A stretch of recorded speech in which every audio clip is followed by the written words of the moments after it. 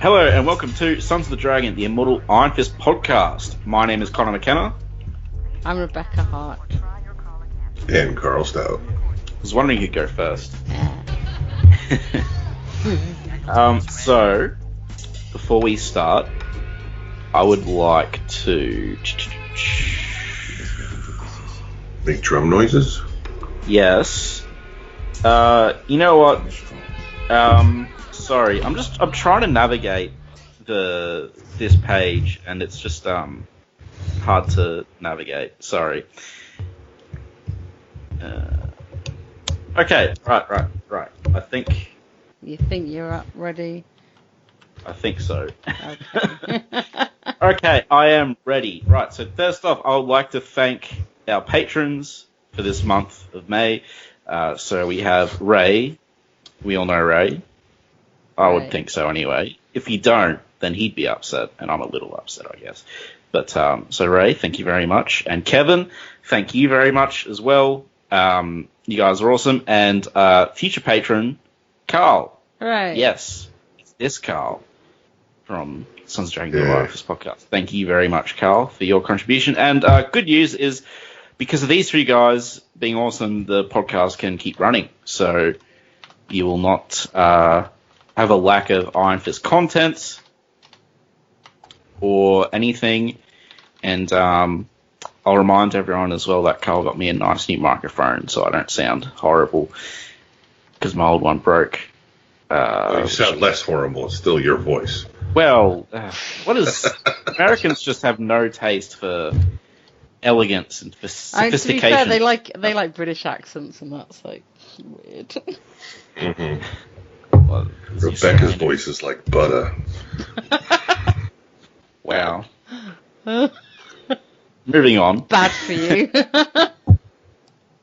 So, we're not covering Power Man and Iron Fist today because the next thing we're covering is like 2 issues and we weren't sure how much time we would have. But we are covering a single issue that Rebecca, yes, Rom, is next on the cards. All you Rom fans getting your Rom helmets on and really excited. You're going to have to wait another, 2 weeks or whatever. Yes. But we do have Rebecca's suggestion, Yes, Dark which, Reign, I haven't read, but I've heard about it. Yeah, Dark Reign, Thunderbolts 137. Power Man and Iron just Fist one joined the issue. Yes. The Thunderbolts one. So it might be a bit confusing if you're not fully up to date with if you can't just jump into Dark Reign. So there's a few weird things, but it is kind of standalone. But a slight warning: there will almost definitely be spoilers if you've not read the end of Immortal Iron Fist. Right. Yes, I just got what you're referring to. Yeah, I mean, we've mentioned it before on the podcast, so to be honest, yes. we kind of assume that people know the basic plot beats, and none of it actually matters to what's happening with Iron Fist now. So, but just as a warning, if you want to read Immortal Iron Fist and you've not been spoiled yet on anything in it, this spoils the very end. So yes. That disclaimer is there, so if you really don't want to get spoiled from all the Iron Fist and stuff, you may as well, skip this. But I say read them all at Iron Fist now, and then reread it when we cover it. Yeah, because honestly, this isn't going to make a huge difference to you. No. So we have the cover, and they're zombies. Yeah, they look zombie-ish, yeah. Yes. So the cover artist is Francesco Mattina, and it's a good cover. It's a nice cover, yeah. They're just zombies. It'd be better if they weren't zombies. But, it would definitely be better if they were not zombies. But Luke has lots of bullet holes in him, so it's Luke. Yeah. Instead of just some other guy. Yeah. But if the I guess the basic premise of Dark Reign, I'm just going to say it quickly, is that the bad guys are now the good guys. And being run by Norman Osborn. And it's post-Secret Invasion, so nobody trusted the heroes anymore. And Norman stepped up with his, I've got a nice team for you, and it's all very exciting. So that's all you need to know, is the world's a bit topsy-turvy in terms of Marvel. Yeah. But no, the cover's great, I think. Yeah. Well, I will say Dark Reign didn't affect some characters, I guess, are on the lower level of things. Yeah, it was. Yeah, it wasn't too. It did people around the edges generally. Yeah. So I'll just read out the credits real quick. So we have the writer is Rick Remender, who's good generally. Penciler is Mahmoud Azra. Inker is Rebecca Buchan. Colorist is Bruno Hung. Letterer is Albert Deschane. Deschane. Editor is Bill Roseman. I got one of those right, maybe good. two. Yeah. Oh my lord! And that was one of the Mahmoud hardest. is now doing amazing stuff with Marvel, so that's really cool. Oh, okay. Yeah. Yeah. So all that's out the way, I guess. So like the whole story is we get like one of those intros, heroes break in and stuff, and hey, Iron Fist is a prisoner. Yeah. So Luke grabs Iron Fist down, then twist, Iron Fist punches a hole through Spider-Man. Yeah. And then he kills the rest of the team, except for Luke. And there's a voiceover telling what percentage there is for kills. So yeah, which I found 94% on Spider-Man kills. For Spider-Man, he easily has the highest percentage out of all of them. Which is weird, because you would have thought he was one of Danny's better friends out of the group. And he also has Spider Sense. Yeah. And I know Spider Sense is finicky as to how it works, but I guess he's still not as strong as the others in terms of if you're going to stand up. It's basically Wolverine, Cap, Spider-Man, and Luke, and it's just Cap's just human though. He's peak human, but he's got pretty good. Well, that's not Steve Rogers. Oh. Yeah, that's Buck. Bucky. Oh, He's got the gun. Yeah, and he's got his different uniform. Slightly. I would say Wolverine would be the hardest to kill out of that bunch. I would have absolutely would have thought that. Yeah, it would have been. He'd be the one you'd need the Iron Fist for. I mean, this sequence is cool, but I don't buy the shield being able to go into Wolverine's brain. Although I guess he did charge it up with chi. Yeah, it's chi charged. I think that's what did it. Okay. Never mind. I take it back. That's actually kind of cool. Yeah, and then when you get to the final, then when we get to the Cap kill, you actually get the first reference to Ghost. So you know if you didn't know you're reading Thunderbolts from the title of the comic, you now know you're reading Thunderbolts, because Ghost was always, well, not always, but a key member of, and then, anyway, so he takes them all out, and now we get to the big test, which is Danny versus Luke, and Danny refuses. Or he just puts out his neck. So Luke breaks his neck, yeah. Which, I don't think Luke would do. But I'm not complaining. I'm just saying, obviously it's like a simulation. Yeah. With Norman Osborn doing the Clockwork Orange treatment on Danny. Where would the world be? Where would comics be without Clockwork Orange? How would they do their brainwashing sequences otherwise? I'm sure they'd find a way, but it does. Maybe it came the other way around. Who knows? Call up Stanley Kubrick, ask his skeleton. Yeah. I bet it's a really cranky skeleton. I'm sure it's probably fairly easy to prove. When was the first use of people poking? So now I got to look up Tommy. Tommy. The Who? Oh. That was old. Because they have a brainwashing sequence in that, too. See what was first. I'm sure that in visual arts it's a fairly good... but anyway, it is very... it is very Clockwork Orange. Basically, Norman wants to brainwash Danny to be part of his Thunderbolts. Yeah, he wants Danny in his Thunderbolts team. Yeah, and he wants to brainwash him so he's completely loyal to him and no one else. And there's been thousands of simulations. That was first. Which one? Clockwork Orange. It's very iconic, so... They're talking about the past 3,000 simulations, 3,000 plus scenarios. So it's implied that there's actually a long time. Yeah. And it's, But Norman's pretty clear that if it doesn't work, he's not interested. You can just kill him. Yeah. Now, I'm curious, did Rick Remender just want to have Power Man and Iron Fist in an issue? I don't know. It's kind of interesting, isn't it? It's like I don't really remember the full storyline, like what happens afterwards. But like, if this is just I think it shows just how iconic their friendship is. That maybe that's what he wanted to play with. Is like, if Norman wants to try and brainwash heroes, then you need to have one that's able to break that kind of tie. And I don't know how many. I mean, there are other very good friendships in comics, but this one is one of the sort of A-listers. So, I mean, like, Spider-Man's got Spider-Man and Johnny Storm, Spider-Man Daredevil, but, you know, Power Man Iron Fist would definitely probably be just below them in terms of... I think this is one of the better ones. Oh, no, I think it is as well. I think this is one of the, like, true iconic ones. Despite it being B-list. Exactly. But I think, like, if you wanted to do something playing on, like, brainwashing, it's a good pair to pick. Yeah. Because there's no familial ties and stuff like that. There's no, you know... Yeah, I think Iron Fist is an interesting choice to brainwash. I guess he's like super powerful, but to me, I agree. It's like maybe it just shows he's doesn't know his background that much.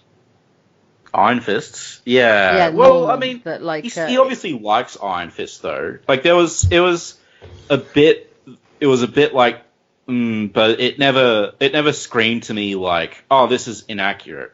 You know, or this would never happen. No, I agree, and maybe it's so he had access to the money as well. Like, I mean, there's so many reasons why you might want to pick Danny. Just due to the whole chi thing and like Danny's mental training, I feel like what I mean Luke is would maybe make he didn't sense. know the training that well. Because I agree, I think Luke would be the one. But maybe he's got enough. I mean, like the Thunderbolts have quite a lot of brute strength, so maybe he just wanted a martial artist. I guess spoiler alert, Danny does break out of it at the end. He says he did it by focusing his chi. So, we'll get to that. But, I guess, because when I was reading this, I was thinking, maybe Rick Remender was just a fan of the two characters, and as he said, it's very to show off. As well, yeah. Yeah. You know, so I like Rick Remender as well. His run on Uncanny X-Force was good, despite Psylocke having a romance with like every single member of the team, except Deadpool, poor Deadpool. Yeah. And his Punisher was all right. I don't think it was quite as good as everyone else said it was, but you know, it was all good. The Punisher versus Avengers was great, but that's just because I don't like Avengers that much. So no one seems to like the Avengers that much. Don't worry. Because they're always, I don't know, they're very imperious in the comics. They have their moments, yeah. I like the domestic Avengers much more than the fighty Avengers, but yeah. But I can see that. Yeah, I like their interplay and their friendships. I'm not that interested in the actual fighting most of the time in the Avengers comic. So I don't read many Avengers team ups, to be honest, except for the Hickman amazing one. So we've sort of flashed back a couple of days. So God, he's had those 3,000 simulations in 2 days. Non-stop. The recruitment, Danny going into a boring board meeting with people I've not seen before outside of this. But he does mention Misty. What's more important than lunch with Misty? Nothing, Danny. Nothing. You go into his boardroom, which is like a football pitch. It's huge.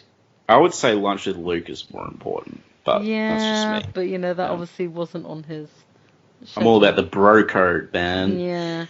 But like, seriously, how big is that meeting room? It's huge. It's like a concert hall. Like, it's just one table and 9 and 10 chairs around it. So the TV isn't big enough to be that far away. Yeah, that's also true. Yeah. And like, I don't know why you've got all those windows with a view when there's nothing by them, but hey. You see, I didn't notice this at all, but you guys seem to have picked this panel apart. No, it makes sense. Looking back at it now, like at the time, I was just like, yeah, boardroom. And now looking at it, like it looks like he's on board a starship. It's so big and with all the windows. Starship. But there's a funny Norman joke about like, did you not tell from my hair that it was me? Yeah, his very distinct hairstyle. Yeah. Yes, the uncooked packet of ramen noodles. One of my favorite Deadpools back in the golden days was when he went back in time to the Spider-Man comic in the 60s, and he kept freaking out about Norman and Harry's hair. I don't know, you had to read it. So Danny gets ambushed by Mr. X, and I love how he beats his telepathy by using drunken style. Yeah, that's cool. And then Scourge, who called Kung Fu fighting for ladies. Yeah. It's just so you get an idea of how nice the Thunderbolts are. But Danny manages to avoid that. And then Ghost comes out of the table. Yeah, to stop him doing outside. A flying kick into Norman. And then the headsman comes on his little flying disc to call Ghost an irritating little turd, which is true. And it's not altogether the best fighting from the Thunderbolts. But they do enough to knock him out. But he was flying through the air, to be fair. And he just ram him into a window. Yeah, he can't beat gravity. Yeah. So, So he's captured. The secretary is dead. Yeah. As is everyone else who spoke with Danny Rand in the past 3 hours. So good job, he spoke to Luke and Misty. What if he spoke to the Pope? Yeah, that'd be like what if? Yeah. So we get to the Cube. I like that movie. I like that movie as well. Secret headquarters of the Thunderbolts. Yes, and they're all like socializing. Yeah, and no one likes Ant-Man. Eric O'Grady. Yeah, so which Ant-Man is this? I think it's Eric. Okay, he's the one that dies, right? He's kind of back at the moment, but yeah. Okay. I think this is his era. He seems to be annoying enough. He was always the famous Thunderbolts one, so but nobody seems to like him much. No. Yeah, they all kind of leave him. There's nothing worse than a nerd trying to be funny by spitting out pop culture references. Right. Take note, internet. Bender. Please take note. But yeah, so then Danny sits down. Is he brainwashed at this point? I guess so. Yeah, this is post-brainwashing. Oh, because it went to now. I see. So this is right. Post-brainwashing when he's on the team now. But none of them want to hang out with him, so they all walk out except for Ant-Man, who tries to make a connection, and Danny just picks up his food and puts it in the bin and walks off. Yeah, wow, nice. But maybe it's because Ant-Man wanted to listen to Dave Matthews. Who knows? Then we cut to Harlem, a diner, with a waitress trying to be all flirty with Luke. Yeah, this chick, she doesn't even care if he's married. She still tries. She's like proper, who cares? A ring means nothing. It's 2009. Yeah. All that means is you share a closet. Okay. Well, maybe to you, but some people are actually, married for a reason. Some people get married for a reason. But he stands up for Danny. He says, "My boy's crazy punctual." I thought it was interesting. She didn't just assume he was married to a guy, but hey, because that was a bit of a. You could take that either way.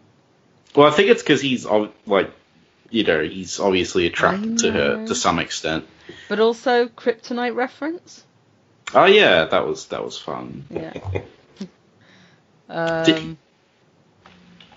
Continue. No, sorry. Carry on. Sorry, no. I was just looking something up. So he gets a phone call, and it's Ant-Man. Now, doesn't this whole story that happens right here in front of our eyes pretty much say the whole Ant-Man crawling up Thanos' butt and growing huge wouldn't work? Pretty much. But I never didn't know thought that it was would work anyway. That was a dumb internet thing. That was an internet thing for ages that never ended. Yeah, it was because somebody made a dumb joke about it on Reddit, and everyone just and then more people picked it up, and it was dumb. This is also, I think, the first time I've ever seen Luke in a frickin' hat. Yeah, good point. I haven't seen him in a hat before this. It's even a tiara, but... Yeah. But Ant-Man rings him up and says, I'm inside you, and I'll grow up and tear you apart. And he's like, nah, it's not going to work. Yeah, you're trapped there. And all that happens is a grumble in his belly. Yep. But out comes Paladin. And he says, I've eaten steaks tougher than you. Paladin comes and zaps him with a nerve disruptor. And it just pisses him off. Basically grab him and they have a bit of fight. Da, da, da. Ruined the diner. Yeah, it's just Thunderbolts versus Luke Cage. But then Danny leaps over a couple of cars, including Moon Knight's cab. It's not Moon Knight's cab. Oh god, no. They heard. Yeah. Just in Moon Knight in Thunderbolts movie. I think we are going to get Thunderbolts come to Disney Plus, but that's a separate issue. Danny jumps over and attacks Luke. Massive flying kick, crack to the face. Luke's the other thing I find a bit confused. Like, Danny would have to charge up a chi to hurt Luke, really. Sometimes he break his... That's just a nitpick from me, though. That's not like... Yeah, I guess he wouldn't have to... We don't know how much the kick actually hurt him. It just made a big crack. Well, blood's coming out. He's spitting blood. Yeah. It's just internal bleeding. Yeah, maybe. But then he gets his chi up. Yeah, but he knocks him out. Yeah. Danny's chi is more powerful at this point. Danny, my job. Yeah. And now for the weirdest scene. The dominoes, or just him with his ass parked on his glider, hanging around his office. Notice that. Yeah, I didn't notice that either, actually. Well, putting out 1.5 million dominoes while he's drinking. setting up a domino tumble, which is great. And then this artist, I dig his style, but when people aren't in action modes, they just stand around like they're all depressed, Yeah, all slouched shouldered. In this, yeah, I think he's much better now. Like, some of his X-Men stuff's really good now. But yeah, he basically, so they're gonna wipe Luke's mind, and he wants Danny to do it. And you find out it's because Norman doesn't like Luke because Luke got him sent to jail. To the clink. Even though he saved Danny at some point, apparently. Not this Danny, baby Danny. Yeah. So originally I thought, so we have Paladin being mad at Luke, and he's like, I'm going to get revenge on Luke by revenge on you by just beating on you. But then when I first read this, I thought that Paladin unlocked Luke's thing, so I was like, wait, how does that make any sense? It's but really it turns out it confusing, wasn't. isn't it? Because it does, and they do things like that with Ghost all the time. Like, you're never really sure, but yeah, I also was like, why is Paladin talking about this and then unlocking the thing? But I guess you don't see Paladin reach for the arm manacles. You just see Luke out of them. And coming to hit him. I guess I thought that camera he was touching was like a switch or something. Right, yeah. I think it is pretty ambiguous. But we get a big punch to the stomach and a sweet Christmas. It's really everything you can want from Power Man Iron Fist. I mean, it looks like that would kill him. It looks like it would kill pretty much anyone, doesn't it? Like his head isn't burst like a melon now. Or... I know, right? It's crazy. But maybe he's got some sort of super not being hurt. But they hear a breach and they all go off to run for it. And and they find Paladin on the floor. What does Mr. X say, call Luke Cage a nerd? I don't know. He's calling them all nerds. He's enjoying calling them all nerds. Yeah. I can't stand Mr. X. Yeah, I'm not a big fan. I don't know who Mr. X is, if I'm being honest. He's a hack martial artist with minor telepathy. Yeah, so that's how he this beats people. This is not even the best of the Thunderbolts. Like, these are some of the ones I don't particularly like. This is not my favorite Thunderbolts team. But yeah, but anyway, so you've got the little pumpkin bombs and. So I'm guessing Ant-Man placed the pumpkin bombs. It does look like it. Maybe. Because it really gives you no explanation of it. Yeah, they give you no explanation for the pumpkin bombs. They're just there. Like, Ant-Man couldn't have done it because he's still stuck inside of Luke. I guess Ghost could. I think it's supposed to be Ghost or Luke. I think it probably is supposed to be Ghost. Yeah. Because Ghost would be able to access them as well, which Luke wouldn't. Yeah. So, Norman's like, what the hell's going on? And Ghost is saying, hey, it was probably Ant-Man trying to get revenge. And he goes, kill them or I'll kill you with my bare hands. With glee as well. And it's like Norman relies on other people to do an awful lot, considering, like, that's twice in this issue he said, I'll just do it myself if you don't do it. And I understand, like, he's doing the whole Kingpin, I want to keep my hands clean, but not very well. But anyway, Luke's coming out. I mean, I'm pretty sure... So I'm pretty sure Batman and Iron Fist would beat up him anyway. Yeah, so. So yeah, Luke was pretty nimble through that air vent, considering how big he is. Yeah, it's as we say in movies, it's a really good job they build vents to be human size. Luke is more than human size. Right, exactly. Well, he's not more than human size. He's a very, very large human. Yeah, he's very big. But, like, yeah, it's just like, considering, most vents in most buildings would not be able to do that. Luke is 6'6", apparently. Oh my god, he's huge. And he weighs 425 pounds. Okay, so, like, that's air vents the size of Danny's boardroom.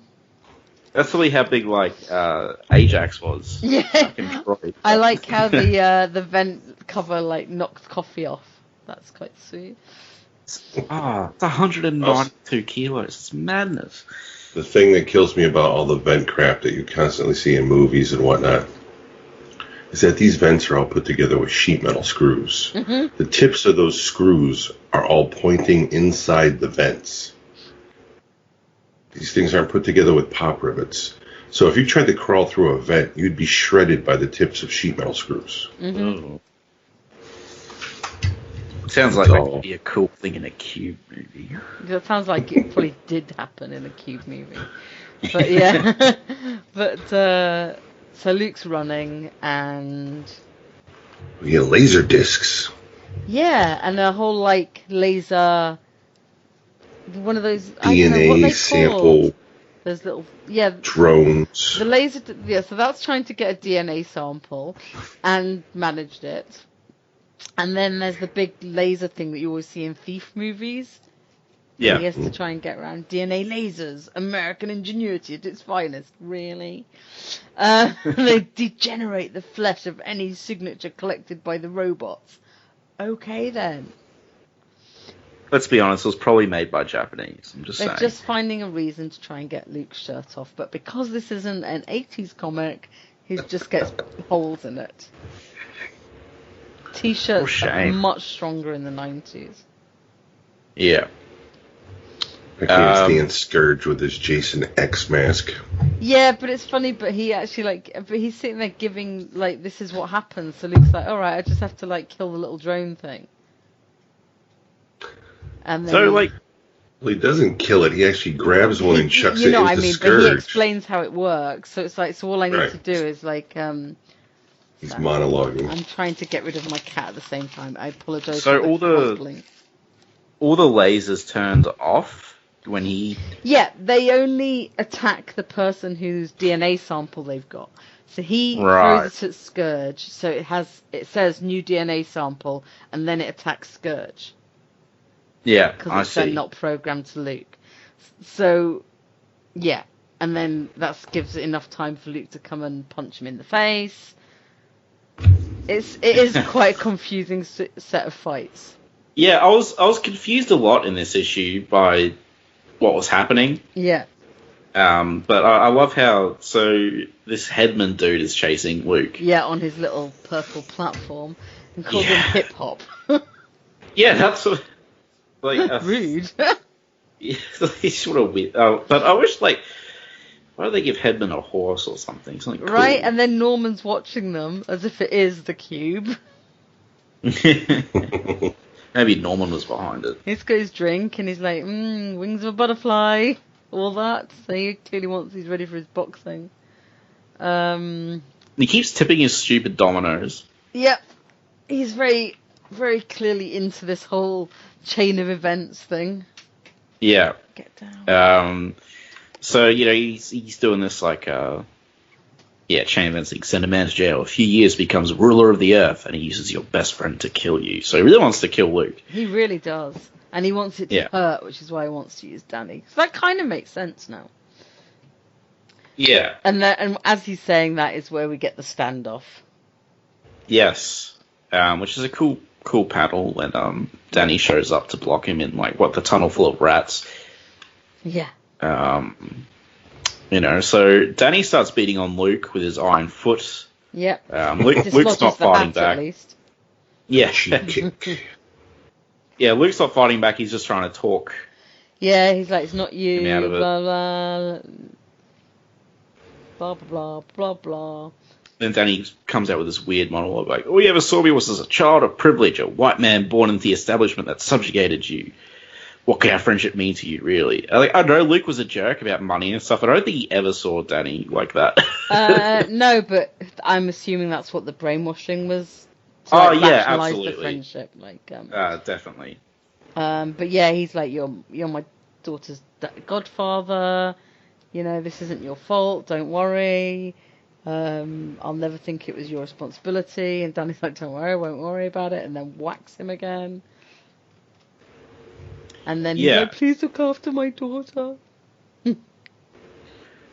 Yeah. And then we get the, oh no, Misty's pregnant, remember? That's his final.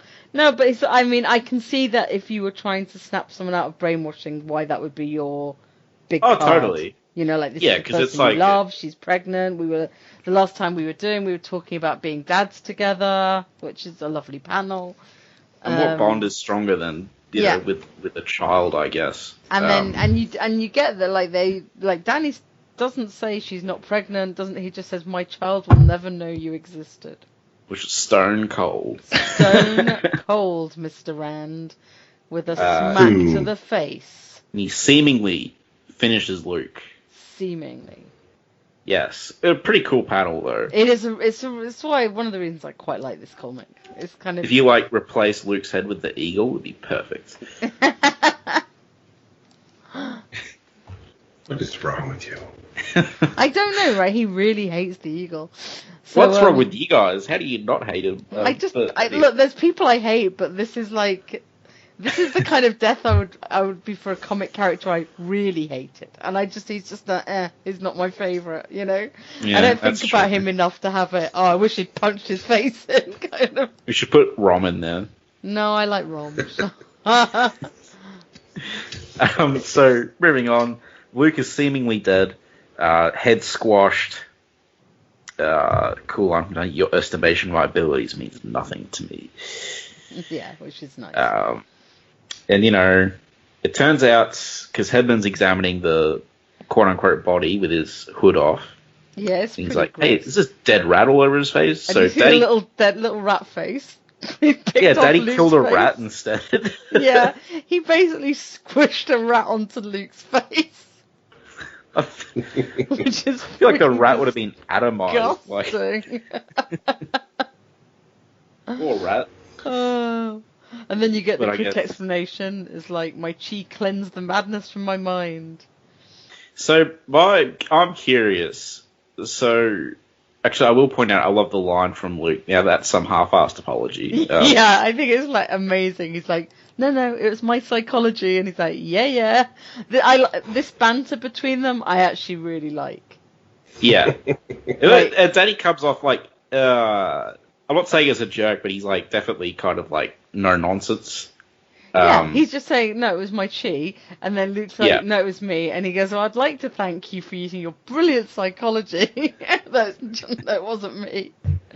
And Luke goes, see again, right at the end, you lose all sincerity. Yeah. So, I was not confused, but I was wondering. So when is the moment when Danny broke control of? Was it? I would say the final chi punch is the chi that cleansed them. It had to be where before he decided that, to punch the rat. Yeah, well, that's what I mean. It had to be before that because he punches the rat instead of Luke's head. Well, it's interesting because in that, I think if you go to that page where the punch happens, you see the panel that doesn't have any sides at the beginning, that white, the background. I think it's probably then, like, about when Luke starts talking about his dying wish. Remember what you told me, and you see rats around them. That's all you see is like a few rats. And then you get the Misty's pregnant, and I would guess it's somewhere in those two. That Luke's right, it actually was that final call out to remember what we were talking about. Or in that panel, Danny's arms are so long he can itch his knees while standing perfectly straight. Yeah, so it's either like when Luke is saying that he's dying, or it's something to do with Misty, or it's something to do with this, and it's fine, or it's just the fight with Luke. Because we have to remember right at the beginning, fighting Luke was a problem for him. Mm-hmm. Yeah. So it could be right at the beginning, and then the rest of it just looking around. But anyway, now it's just Luke and Danny fighting Mr. X, and they spank his ass again. Yep, because he's terrible. Then comes Headman, or whatever the hell his name is. And they grab onto his purple disc and take it for a ride. Yeah. I mean, they... A bit more banter there them, which is fun. Yeah, then we have Ramen Noodle Head getting angry. So they're heading off to fight ghosts, and then to presumably beat up Norman, but then they get teleported away. Yeah. Then we have a meeting with the Thunderbolts, and Norman's like, "There's a leak, falsified documents. There's a traitor. I'm gonna find it." He's like, "Come out now," and did he say, "I won't kill you"? Yeah, but none of them come forth. And then Ghost is like, hey, he's having us capture and program these guys to kill and replace us. We got to make the program fail. So I think Ghost, it reveals Ghost as the one who freed Luke. But none of the others seem to be in on it. So. Yeah, because Paladin's like, wish you would have told me. Yeah, pretty much. His face then I wouldn't have got beaten up and like his arms are in casts. He's severely broken, man. Well, is that? Yeah. Mr. X, or is that Paladin? Oh, wasn't it who's the one that that's Paladin. Paladin, because he's the one that was freeing Luke. Because he's in a bodyguard. Yeah, Mr. X is at the table. Yep. Yeah. Paladin's the hot mess. He's a hot mess. And he's a total failure, and then we get Luke and Danny in a restaurant. In Heart, eating it up. Yeah. Where he apparently poops out Ant-Man. Yeah. Apparently. Yes. Which is kind of like the big reveal. But yeah, Luke and Danny are talking. Yeah, Luke's like, I've cured cancer before with my chi, it's fine. Little brainwash. Yeah. So... Ant-Man's sneaking out covered in poo. Yeah. Which is like, he could have just snuck out still small. He didn't actually have to... Well, what's worse is he's tracking poo outside the restaurant, so he left poo prints through the whole joint. Well, people are looking at him. They are, yeah. Yeah. So, that's the Luke and Daddy go, we're going to find Norman and grab the Avengers and kick his butt. Pretty much. Now, does that ever actually happen? Do Luke and Danny play any role in Norman Osborn's downfall? To be honest. I don't think so. I don't probably think not. So either. So that was the issue. So I think this was just the writer's excuse of having love for the characters and wanting to show what he thought they could do. Mm-hmm. Yeah. Which I have no problem with. They do pretty well, both of them do pretty well against the team. They both only lose because of a cheap shot, really. Danny got grabs from below the grounds and dropped off a building, and Luke got hit with the nerve thing before it even started. So, but even then, they both still, took out a couple of people. When I was reading this, I got the vibe that he just wanted to have an issue with these two characters. Yeah, maybe they wanted to, and also maybe, they wanted people to. They sometimes have to check in on them so they don't lose, people remembering who all these heroes are. So yeah, it's pretty cool. Also, isn't there some crazy rule where they have to keep using a character, and if they don't in so many years, it becomes like public access or some garbage like that? Yeah, that's why they just did Giant Men. I mean, the Powerman and Iron Fist were in stuff at this point, though. I just think maybe they just wanted to keep them in the psyche rather than. Yeah. Yeah. So it was a fun issue. I was a bit confused at parts, I think, because of the artwork and all the writing. I'm not sure which one. Yeah, it doesn't have very detailed backgrounds and stuff. It feels a little bit rushed in art, but it's sort of fitting and. Yeah.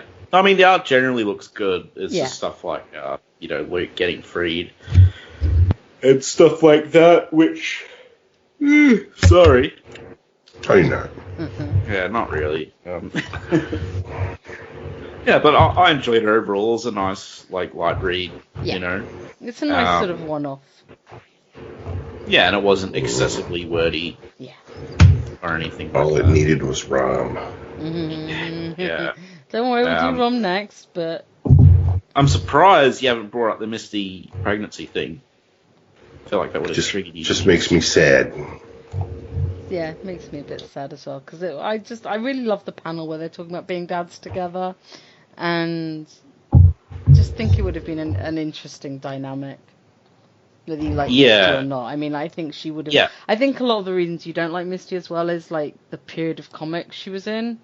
They're writing so much better women now and much better relationships that, I think... Yeah, the daddy losing his kid, it's... Or, it never existing or whatever. It was such a stupid retcon. It's either let them have a tragedy and deal with that, but having this sort of, the chi made it a phantom pregnancy, whatever. I guess the way I look at it, and I guess I look at it a bit differently because I'm not huge on Misty and Danny together. Yeah. But the way, we got some really good stories afterwards. Mm-hmm. That I don't think we would have gotten if he had a kid. We might have, but we might not have, Living Weapon, the Ed Brisson run. Well, actually, we could have, because, I don't think they'd have had to stay together. I think it's another interesting dynamic that if you were probably writing it now, you could still have them break up over something, but then co-parent a bit. I guess I don't know if Daddy would have fallen as much if he had a kid out there. Possibly. I agree, and I do agree, and that would have been a shame. But it still sits wrong to me that that's the way they got rid of it. Yeah, that's completely fair enough. It was a bad way they got rid of it, and it was stupid. But I guess the other thing is oh man, I hate John Kent. So I'm turned off superheroes having kids because of that. Because of that, I know you do, but I can't stand it. But I'm not trying to defend it or anything. I'm just saying it's kind of the way I look at it. Mm-hmm. And I think, I think we will get that kind of dynamic. If they do something with Pei, have Pei show up with Danny more and Meg, because she's pretty much his surrogate daughter. Yeah, no, and that's what she's become, and that's what I liked about the one where she did show up more. It's just he just disappears a lot now, so. Yeah, well, it comes back to the point where it's we need Iron Fist comics. Yeah. Because we can't explore anything while there's none. So, yeah. Mm-hmm. But, yeah. So, good issue. I guess we'll talk more about all that stuff whenever we get up to it. So, next time will either be another random issue or it will be the ROM. Yes, the ROM saga of 2 issues, and I feel like I'll just let Carl freestyle on the mic for that one. No, it's good. You should read it. I enjoyed it. Like I've covered it before, and it is pretty fun. They're the secret issues that no one else can get their hands on anymore. I'm sure it's good. Unless they buy the actual issue. Well, they don't have the rights to ROM anymore. Yeah. They can't reprint the issues. I'm sure they're good. I just like bullying Carl and his love for the 80s. So. I mean, they don't have the rights right now. I'm sure when Disney winds up buying the company. Disney buys it. Because I think he's Hasbro or something. I don't know. I didn't mean that as an attack. All hail Disney. I'm sorry for any. Soon they will rule it all. Soon Disney and Apple will own everything. It's just going to happen. Yeah. And they'll fight in a titanic battle that'll destroy the planet. Mm-hmm. And the only restaurant will be Taco Bell. Judge Dredd will be real. And, yeah, it'll be... Anyway, enough of my Nostradamus action. But, yeah, no, thanks for the issue, Rebecca. That's I enjoyed it. And I've never read it, but I've always heard about it, so I'm glad I've read it. Cool. It's nice to have a break from yeah, it's just, I think we've done a lot of the sort of short runs, so it's yeah. And even although this is Power Out of Iron Fist still, but it is. Yeah, I'm looking forward to going back though as well. And we're actually nearly finished because we just have the ROM arc. Then I believe we have the Kunlun arc, and then we'll be taking a break. Yeah. And going to there's a few places we'll go to. Could go to. I think Heroes for Hire right now is the most likely one. Yeah, because that's a request. Yeah, which is awesome. I love that. It's like our first request. But not our first one. But yeah, so everyone, until next time, I guess... Oh. Don't... Keep the rat off your face. Yeah, that works. No matter how good your friend is, don't let him put dead rat on you. Yeah, please don't. All right. So we'll speak to you next time. All right. See yous. Bye-bye. Take care.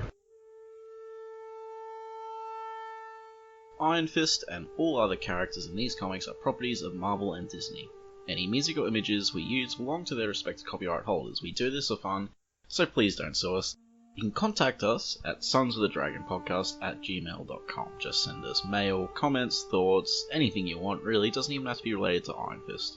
If you don't want it read on the air though, make sure you mention that. You can also find us on Facebook, the Immortal Iron Fist Podcast, Sons of the Dragon. Our Twitter, @Iron Fist Podcast. Our SoundCloud, soundcloud.com/Sons of the Dragon, hyphens where the spaces are.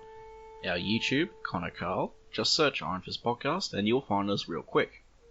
We are also on iTunes. If you find us there, give us a review and rate us. If it's less than 5 stars, please say why so we can improve the show. And we're on Podcast Garden in the literature section. And last but not least, head over to our WordPress, Sons of the Dragon, the Immortal Iron Fist Podcast.wordpress.com. That's where I put all the show notes. I'd like to thank Thomas Tissot for composing the Iron Fist theme song we use at the start of our Iron Fist episodes on the podcast. I'd also like to thank Peter John Sikorsky for composing the Power Man and Iron Fist theme we use at the start of our Power Man and Iron Fist episodes. And finally, thanks to you guys for listening.